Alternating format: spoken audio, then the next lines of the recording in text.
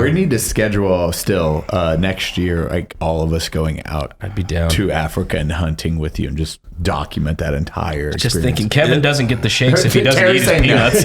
Terry says no. It'd be awesome. Well, you keep saying Africa. Whereabouts in Africa do you hang out? My house is in South Africa in the Eastern Cape in the mountains, a couple hours north of Port Elizabeth. And then I've got a beach house in a town called Impequinny, which is between East London and Port Alfred on the Indian Ocean. But I hunt all over sort of West Africa and Southern Africa. I'll say, yeah, because I heard you bounce up to like Tanzania and...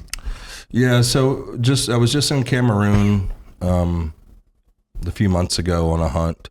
And it's cool. Like the more I'm there, like people contact me that see the hunting stuff and they'll be like, "Oh, how dangerous is it in South Africa?" And I'm like, "I live in New Hampshire and I don't have locks on my house in Africa." Like you thinking South Africa is dangerous? It's, Johannesburg or Durban or whatever. It's like any big city in the world. There's like shit neighborhoods. But like where I live, there's not a town for an hour. It's the safest place on the planet. But so what it's done is like I have this love affair now with like wild Africa. Yeah. Like where you'll be 12 hours from a town. And, or you're in Cameroon or the Congo or somewhere. And like, it is dangerous. But I'm like, I love it. This is my place. It's fun. Like Africa is just different, man. I'm telling you, you guys are so fortunate. I'm so proud of y'all, honestly. It will change your lives going to Africa for a week. I swear it is. If I didn't have the company and the employees that I love, I would never come back. And I love America. Like I'm not hating on America. I fucking love it here. But I'm so free in Africa, and it's just, I don't know how to explain it. I mean, Terry's been all over the world too and had an awesome life. It's just a whole different world. It's like the U.S. in the 30s and 40s when you just had freedom and you could do what you want. People were awesome. And the danger doesn't come from the people. The danger comes from the environment. No. You could drink raw milk. Yeah. So you can drink raw milk there. Out of a goat. But it is, and it's beautiful. It's like where I live, it's like the mountain. My house is on the side of a mountain and it's 6,000 feet elevation behind it. And it's just every view is incredible. And the property that I live on, there's 25 species of game that you can hunt that free range there. So like I can drive you around for a day and you'll see 500 animals in the wild. Like it's unbelievable. So even within Africa, even within South Africa where I live is the best place in the world for free range hunting and diversity of species. And it's just so beautiful. When do we go? When do we visit you? When's the best time to visit? I will go in. I love basically March until June. And then it depends like your tolerance for weather. Because it snows where my house is. Like we can hunt in the snow if you come in July. No which shit. is wild hunting African animals in the snow. But so kind of mid-March to June, and then I don't know, September, October. But anytime you guys can go, we'll go. March? How's March? Weather good? March is awesome. It's my favorite time. It's the fallow rut. And my buddy's family that I live on, his family's from Scotland. They were gifted the land by the Queen 200 years ago. And they brought fallow deer to South Africa, and they free range now and thrive in the fallow rut. Is so fun. And you go on a hunt in America, go get to shoot one animal. I shot 24 fallows in the rut last year. But you also got kicked off the ranch. I did. I got kicked out of the conservancy. Why? Because I fucking get after it, dude. Kevin, stop out! What? Don't tell me try! What did he do? Sorry, I'm an overachiever. Well, there's a quota for animals, and like if I'm there first, like I see the quota. It doesn't say quota for Kevin. It says here's the quota. Like I pay the bill. Those families are like, it's like, I can't wait. Kill them all. But I did. So it like You're like the kid at the Easter egg hunt that's pushing other kids down. But at 24, they're like, we're gonna have to have a talk. What? And I was like, well, I thought the quota was 32. Well, it is. I was like, why are we talking? Save some for the rest of everybody. Like, what? Like, I pay my bills. I don't know. Can you ship any of the meat home, or is that not meat? No, but the trophies. But I don't ship anything back. What do you guys do with the meat? Hippo you can eat.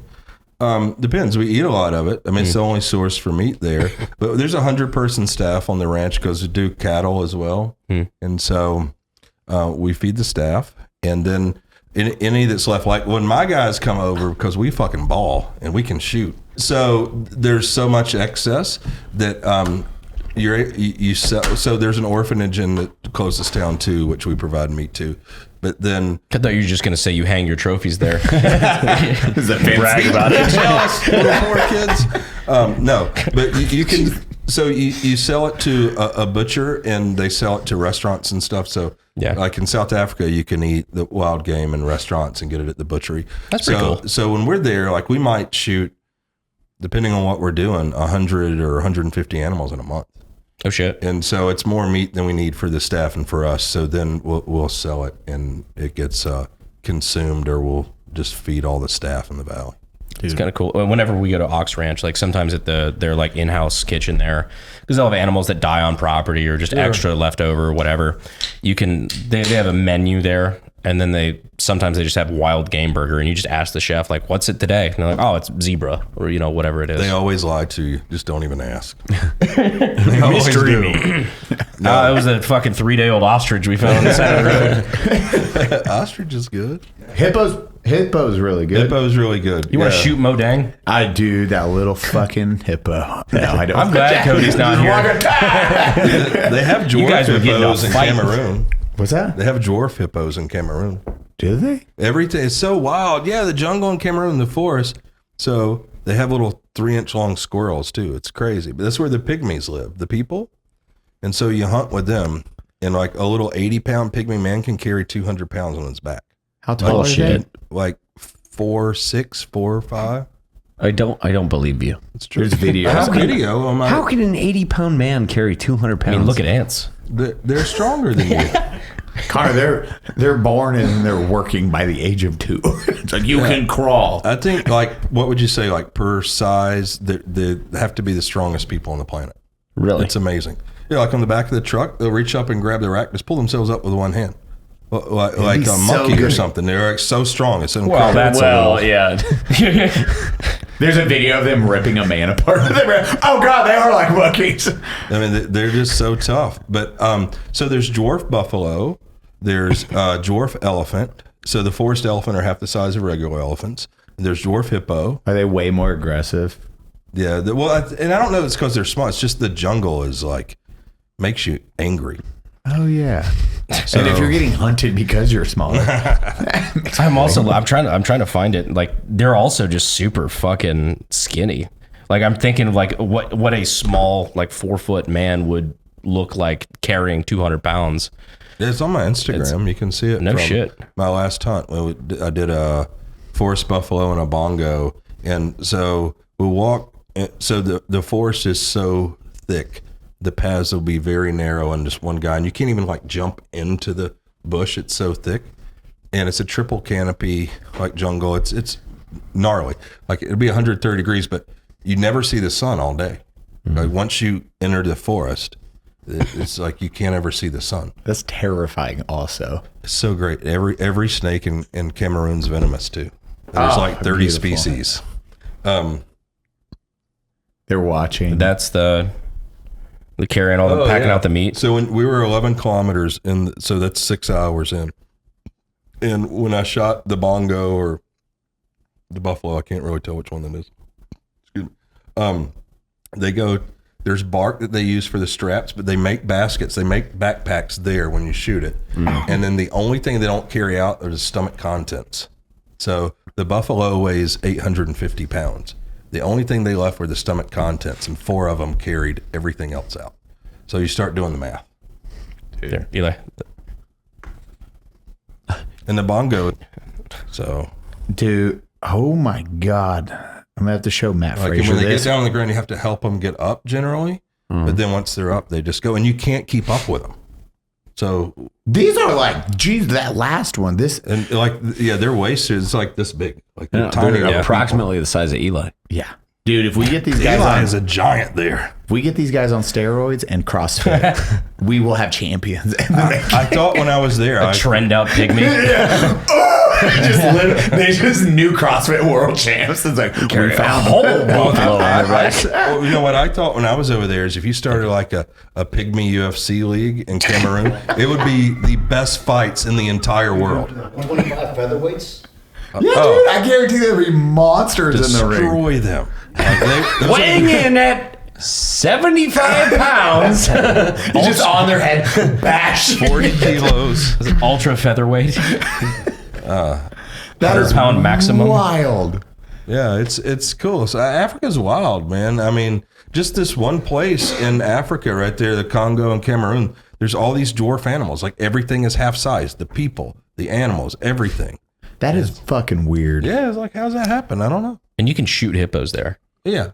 And it apparently tastes really fucking good. That's why I always hear. That's why I'm like, hippo's the closest thing to be. Like when you shoot, there's a few animals that you can be so remote. There's not a village anywhere around.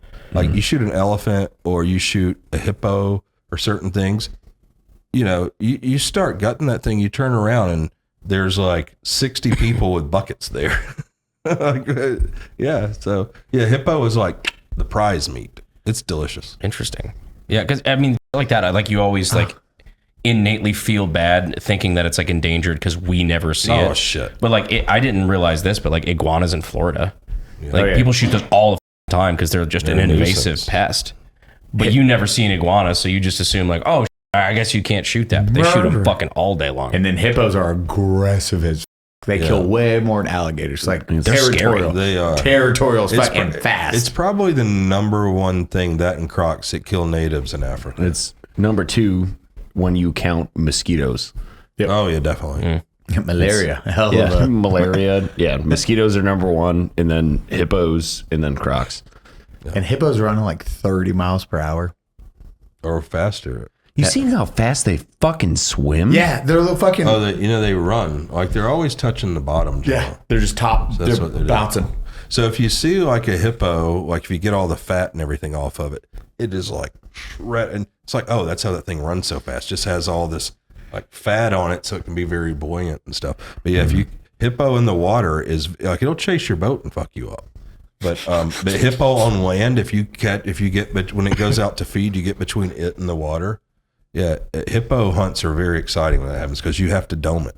Like it's gonna fuck you up, so you have to dome it. Oh, we are going for like a week or two. And a hippo is like what, 5,000 to 6,000 pounds. It's about the size of a Land Cruiser. They're very big. Yeah. Dude, that's what That is terrifies almost me. as that's like almost a- as heavy as the Cybertruck. Yeah, they're the weight That's of a fucking car. crazy. Yeah. Have you watched them pop watermelon? They just put the watermelon, just the gums. Like, This has And if you devolved into run the from Joe it, they Rogan can- podcast. I love it, dude. I fucking love it. pull up a video of a chimpanzee. Hairless chimpanzee. Dude, I'm here for it. And even in the jungle, the gorillas, they're the lowland gorillas, not the mountain gorillas. They're half the size too. But seeing a gorilla in the wild is Terrifying. the craziest thing you ever see. Half of these things sound like slurs, and I'm trying to keep up. I don't know. I'm racist. I don't know bleep out gorilla. who should be offended by what. Yeah. Just that's how we get Kevin canceled. It's bleeping out gorilla. Bitch, you can't cancel me. We know. I don't know anybody money. Now big cat hunting is absolutely terrifying. That is the one thing everyone always stresses. Is like, oh yeah, like cat hunting is the one thing where it's like these will fuck you up if you're in like high brush or anything. Well, I don't know. Like I've hunted cats and I've hunted everything now, and I'm very careful to not make a bad shot on a cat, because a cat, like, they're not tough animals to kill, but if you wound a cat, if you wound a leopard especially, it's extremely dangerous to go after it because they don't warn you. They're small enough. They'll be 100 to 200 pounds. They can hide very easily. But where like a lion, you wound a lion and he runs into the bush, it's very dangerous, but they'll typically 99% of the time warn you when you get close. so you know, and they'll warn you when they're going to charge. Why do they do that? How do they do it? I don't know. They just like roar at you. And like you can, like a cat roars at you 100 yards away, you feel it in your chest. It's unbelievable. Like a lion is a 550-pound cat. I mean, a lion can just slap your head off your body, but a leopard, it's 100 stitches a second when it's on you.